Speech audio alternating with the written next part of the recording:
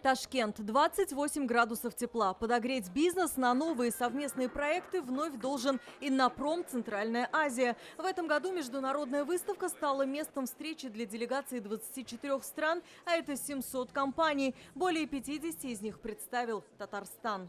Производит 3 вида вертолетов: Ми-38, Ми-8 и Ансат. Это не 38. Это восьмерка. Да, еще Ми-38 и На Ансат. метр 60 длиннее.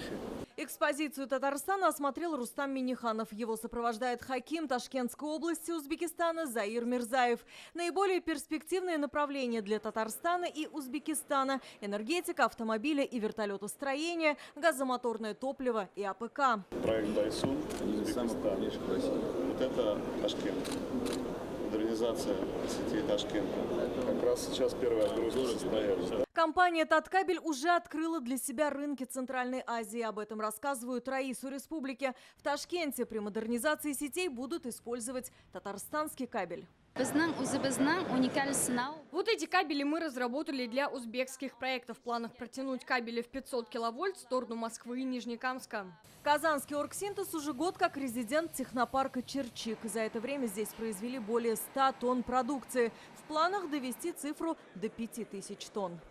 Біздің 100% продукция ол экспортоориентирована деп атала. Вся наша продукция экспортоориентированная. Мы не продаем в Узбекистане, мы тут производим. Продукцию мы экспортируем в другие страны.